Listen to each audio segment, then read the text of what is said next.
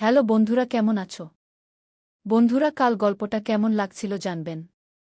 আর আজকের গল্পটা ভিন্ন ধরনের। শেষ অনেক মজা পাবেন। আর হেডফোন কানে নিতে ভুলেন না। আজকে শেষ পর্যন্ত শুনুন।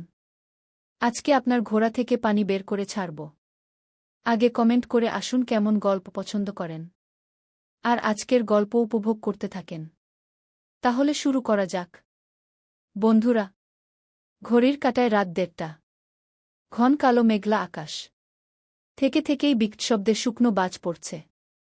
ওয়েদার ফোরকাস্ট অনুযায়ী ভারী তুফানের আগমন হতে চলেছে খুব শীঘ্রই। ইতোমধ্যে আকাশ জুড়ে যেন যুদ্ধের দামামা বেজে গিয়েছে। ঝড়ের তীব্রতা আগে থেকেই অনুমান করে চট্টগ্রাম শহর জুড়ে কঠিন হুঁশিয়ারি জারি করা হয়েছে। টিভি, রেডিও সমস্ত সংবাদ মাধ্যমে বারবার সতর্ক করা হয়েছে সন্ধ্যার পর ঘরের বাইরে না বের হতে। উপকূলীয় এলাকাতেও 9 নম্বর বিপদ সংকেত ঘোষণা করা হয়েছে। শুধু তাই নয়, নিকটস্থ আশ্রয় কেন্দ্রে অবস্থান করার জন্য অনুরোধ করা হচ্ছে বারবার। এহেন ভয়ানক বৈরী আবহাওয়াতে শুনশান নিস্তব্ধ পিচঢালা রাস্তার বুক চিরে সাই সাই গতিতে এগিয়ে চলছে সফেদ রঙা একখানা গাড়ি। যিনি গাড়ি চালাচ্ছেন তার চোখে মুখে আতঙ্কের ছাপ স্পষ্ট। জানা অজানা ভয়ে মাথা বেয়ে দরদর করে ঘাম এসে জমা হল চিবুকে। সঠিক গন্তব্যে পৌঁছাতে পারবে কিনা কে জানে।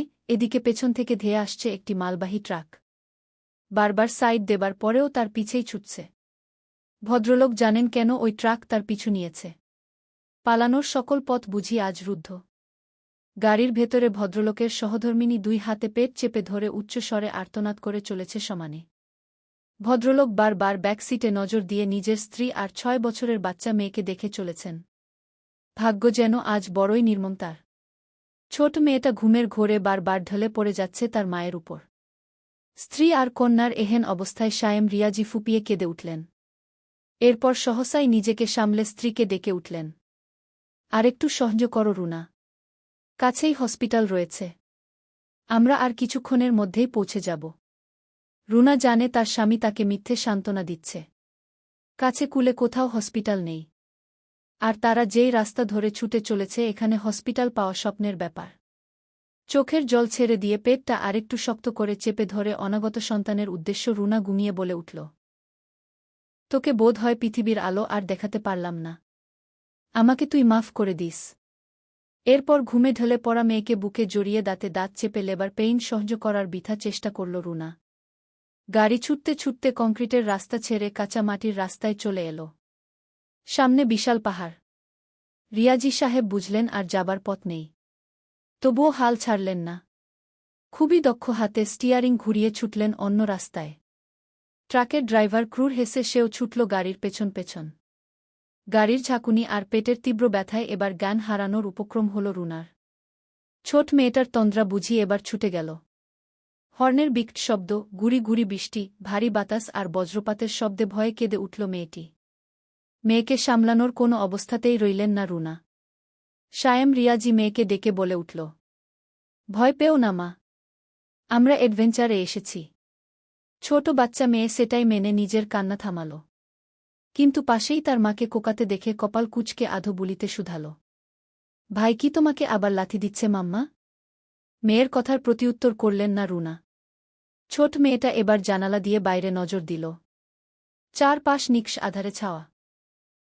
সবকিছু কেমন যেন ভৌতিক। অ্যাডভেঞ্চার এ কোনো উচ্ছ্বাস কাজ করল না তার। উল্টো ভয়ে সিটিয়ে বলল, পাপা ভয় করছে। সায়েম রিয়াজি ভয়ার্ত চোখে লুকিং গ্লাসে একবার পেছনের গাড়িকে দেখে মেয়ের উদ্দেশ্যে সান্ত্বনার বাণী বলতে নিলেন। কিন্তু তা আর বলা হল না। কেউ কিছু বুঝে উঠবার আগেই মালবাহী ট্রাক এসে পিষে দিল গাড়িটিকে। অমন দৈত্যাকার ট্রাকের কাছে ছোট এই প্রাইভেট কার নিতান্তই পিঁপড়ের সমান। ট্রাকের ধাক্কায় উল্টে গেল গাড়ি। কয়েকবার উল্টে পাল্টে একটা বৃহৎ কড়ই গাছের সাথে আটকে রইল। রুনা আর কোনো আর্তনাদ করল না। হয়তো অনেক আগেই সে বিদায় নিয়েছে পৃথিবীর মায়া ত্যাগ করে। ভাঙা কাছে সায়েম রিয়াজির চোখ মুখ কেটে বিভৎস রূপ ধারণ করল। কোথা থেকে যেন একটা ধারালো রড তার বুকের এফোর উফোর করে দিল। কানে বিকট শব্দ হয়ে স্তব্ধ হল সবকিছু। বহু কষ্টে একবার পিছনে তাকাল সায়েম রিয়াজি। রুনার এক হাত এখনও তার মেয়ের বুক জড়িয়ে আছে। ছোট মেয়েটা আর নড়ছে না। হয়তো সেও দুনিয়া থেকে চলে গিয়েছে। এত আঘাত কি ওই ছোট বাচ্চা সইতে পারে? স্ত্রী আর মেয়ের করুণ হালে চোখ বেয়ে জল গড়িয়ে পড়ল সায়েম রিয়াজির। হাত দিয়ে বুকে বিঁধে থাকা রড খুলে স্ত্রী আর সন্তানকে একবার শেষ স্পর্শ করে দেখতে চাইলেন। কিন্তু শরীর নিস্তেজ হয়ে এল। শক্তিতে কুলাল না। ট্রাকের ড্রাইভার হেলেদুলে হো হো শব্দে হাসতে হাসতে উল্টে থাকা গাড়ির কাছে এল। এরপর হাঁটু ভাঁজ করে উকি দিল গাড়ির ভেতর। সবাই কেল্লাফতে। এবার হাত তালি দিয়ে হেসে উঠল ড্রাইভার। তারপর রসিয়ে রসিয়ে বলে উঠল, কেমন অনুভব করছো ক্যাপ্টেন? বলেছিলাম বেশি বেরো না। শুনলে না। বেশি বাড়াবাড়ি করতে গিয়ে স্ত্রী সন্তান সহ বেঘোরে প্রাণ হারালে। আফসোস, বড্ড আফসোস। কথাগুলো বলে গগন কাঁপিয়ে হেসে উঠল ড্রাইভার। আকাশের অবস্থা আরও খানিক বৈরী হল। ড্রাইভার আর কাল বিলম্ব না করে ট্রাক হাঁকিয়ে ছুটে চলল কোথাও।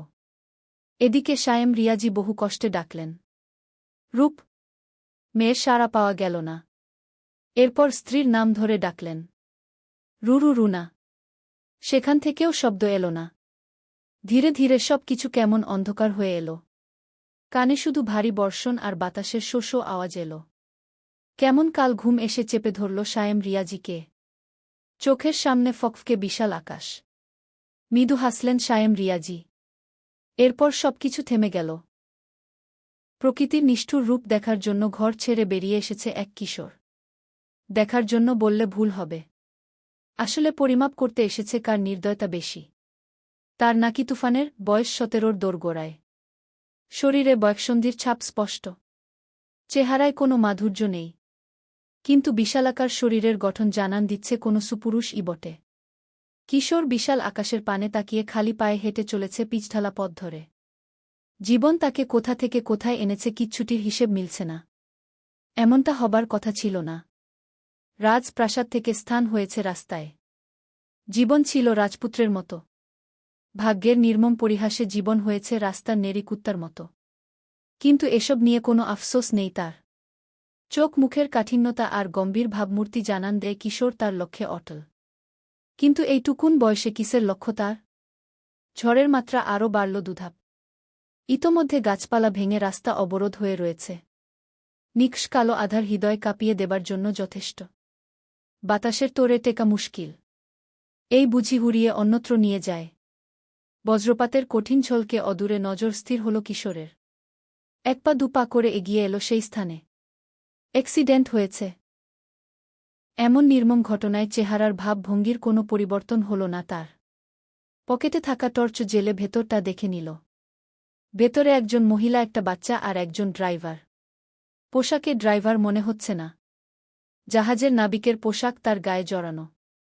সাদা দামি পোশাক রক্তে লাল রং ধারণ করেছে। হয়তো তারা দম্পতি। নিজের মাধুর্যহীন কণ্ঠে ডাকল কিশোর, বেঁচে আছেন কেউ? কোনো উত্তর এল না। কিশোর তাচ্ছিল্য হাসল। সব মানুষের কপালই তার মতো ফুটো। নইলে এমন বেঘোরে কেউ প্রাণ হারায়? নিষ্ঠুরের মতো সেই স্থান ত্যাগ করতে নিল কিশোর। এমন সময় ছোট বাচ্চার কান্নার আওয়াজ এল। পায়ের গতি স্লথ হল কিশোরের। পেছন ফিরে ভ্রুকুচকে সামনে এগিয়ে গাড়ির ভেতর টর্চের আলো ফেলল পুনরায়। ছোট বাচ্চাটি তার মায়ের পিঠের নিচে চাপা পড়ে আছে। এক হাত বাড়িয়ে মেয়েটির বাহু চেপে ধরে জোরে টান দিল। অসাবধানে কাচ ভাঙার ধারালো অংশে তার বাহু কেটে বলি হল। কিন্তু কিশোর আউচ শব্দ পর্যন্ত করল না। সন্তর্পণে গাড়ির ভেতর থেকে বের করে আনল মেয়েটিকে। মেয়েটি চোখ মেলে তাকাতে পারছে না। পুরো শরীর কেটে ছিঁড়ে একাকার। গায়ের সুতি ফ্রক চুয়ে চুয়ে রক্তের ধারা ঝরছে। মেয়েটিকে কিছু জিজ্ঞেস করবার আগেই গাড়ির ইঞ্জিন বক্সে নজর গেল তার। মুহূর্তেই শক্ত হাতে ছো মেরে মেয়েটিকে কোলে তুলে দৌড়ে একটা নির্দিষ্ট দূরত্বে এসে থামল। এরপর পিছন ফিরে কিছু দেখার আগেই বিকট শব্দে চারপাশ আলোকিত হল। ব্লাস্ট হল গাড়িখানা। মেয়েটি ভয়ে অল্প আর্তনাদ করে কিশোরের গলা খামচে ধরে বুকে মুখ লুকাল। মেয়েটির এহেন কাণ্ডে বেশ মায়া হল তার। এদিকে বৃষ্টিতে ভিজে হিমশীতল রূপ ধারণ করেছে মেয়েটি। কিশোর দুই হাতে শক্ত করে জড়িয়ে দ্রুত পদে ফিরে এল নিজের ঘরে। নিজের ঘর বললে ভুল হবে। অন্যের আস্তানা এটা। সেখানে তার নিজের একটা ছোট কক্ষ রয়েছে। তাতেই এনে শুইয়ে দিল বাচ্চা মেয়েটিকে। এরপর ভেজা পোশাক পাল্টে নিজের একটা টি-শার্ট পরিয়ে দিল। মেয়েটি অবচেতন। কিশোর তপ্ত শ্বাস ফেলে উঠে গেল। ফিরে এলো মিনিট 10 পর। হাতে অ্যান্টিসেপটিক আর ধোয়া উঠা জল।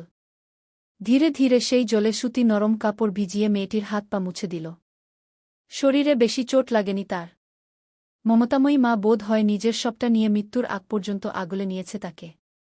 শুধু কপালের কাছে একটা কাটা দাগ পাওয়া গেল। ভাগ্য ভালো, কোনো কাজ বিধেনি তার শরীরে। কিশোর ভালো করে হাত মুখ মুছিয়ে তুলোতে মেডিসিন লাগিয়ে কপালের ক্ষত পরিষ্কার করল। এরপর একটা ওয়ান টাইম ব্যান্ডেজ লাগিয়ে নিঃশব্দে উঠে গেল। ঘড়িতে সকাল 9:20।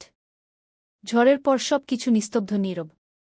চারপাশের রয়ে রয়ে যাওয়া তাণ্ডব দেখে ঝড়ের হিংস্রতা অনুমান করা যাচ্ছে সহজেই। ধীরে ধীরে বাড়ছে মানুষের কর্মব্যস্ততা, সেই সাথে সাফ করা হচ্ছে রাস্তাঘাট। গত রাতের ভয়ানক দুর্ঘটনা নিয়ে কোথাও কোনো খবর পাওয়া গেল না। হয়তো কেউ সেই খবর রাখেইনি। আড়মোড়া ভাঙতে ভাঙতে উঠে এলো কিশোর।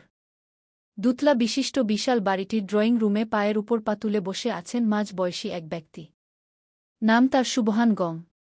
চেহারায় কেমন যেন হিংস্রতা বিরাজ করে সবসময়।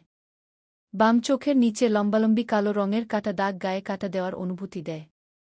বাঁকা বাঁকা লম্বা লম্বা গোঁফ তার আভিজাত্য বহন করে। পরনে সফেদ পাঞ্জাবি আর লুঙ্গি। সব মিলিয়ে তার মধ্যে শাসনকর্তার ভাব পরিলক্ষিত। 2 আঙুলে বাম পাশের গোঁফ মোচড়াতে মোচড়াতে গম্ভীর মোটা স্বরে ডাকলেন, সারফরাজ। ডাক শুনে এগিয়ে এলো কিশোর। মাথা নত করে উত্তর করল, বলুন দাদাজান। শুনেছি মেয়ে নিয়ে এসেছি সেখানে।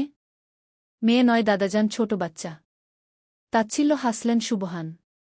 নিজের রাজকীয় চেয়ার থেকে উঠে দাঁড়িয়ে ক্ষিপ্ত গলায় বললেন, হায়েনার আতুরঘর এটা।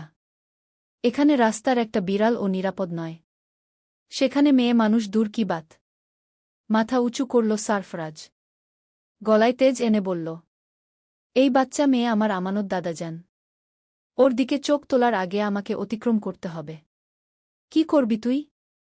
জ্যান্ত গেড়ে দেব। বয়স কত তোর? বয়সের চাইতে রক্তের তেজ বেশি দাদাজান। সুবহান গং আর কথা বাড়ালেন না। চূড়ান্ত সাহসিকতা দেখে রাস্তা থেকে তুলে এনে নিজের কাছে আশ্রয় দিয়েছিলেন এই ছেলেকে তিনি। তখন বয়স ছিল সবে 10। বাচ্চা থেকে ধীরে ধীরে পুরুষে রূপান্তর হচ্ছে এই ছেলে। কিন্তু গায়ে যেন রক্তের চাইতে কারেন্ট বেশি। ছুলেই 440 ভোল্টের ঝটকা লাগে। যেমনটা ভেবেছিলেন তার চাইতেও খতরনাক এই ছেলে। মনে মনে সুবহান নিজের বিশাল অধিপতি এই ছেলের হাতে তুলে দেবার স্বপ্ন দেখেন। কিন্তু কি আছে ভবিষ্যতে? সুবহান শেখ আর সারফরাজ এর কথার মধ্যে গুটি গুটি পায়ে সিঁড়ি বেয়ে নেমে এলো মেয়েটি। সারফরাজ একবার নজর দিল তার পানে। মায়াবী এক বাচ্চা। যে কারোর মনে আদর স্নেহ জাগবে মেয়েটাকে দেখে। সারফরাজ এর বিশাল জামা মেয়েটার পায়ের পাতা ছাড়িয়ে মেঝেতে গড়াগড়ি খাচ্ছে। ভীতু চোখে 2 হাতে টি শার্ট উঁচু করে ধরে ইতি উতি তাকাতে তাকাতে সারফরাজ এর সামনে এগিয়ে এলো মেয়েটি। এরপর সারফরাজ এর কনিষ্ঠ আঙ্গুল টেনে ধরে বড় বড় চোখে সারফরাজ এর পানে তাকিয়ে মিহিস্বরে বলল, ক্ষুধা লেগেছে, খাবার দাও। মেয়েটির আবদারে হৃদয় শীতল হল সারফরাজের। হাঁটু গেড়ে মেয়েটির সামনে বসে 2 কাঁধে হাত রেখে সারফরাজ নরম কণ্ঠে শুধাল, নাম কি তোমার? সারফরাজ এর অদ্ভুত সাদা আকাশী মিশেলের আইস ব্লু চোখের মনিতে তাকিয়ে ফাঁকা ঢোক গিলল মেয়েটি। এরপর অস্ফুট স্বরে বলল,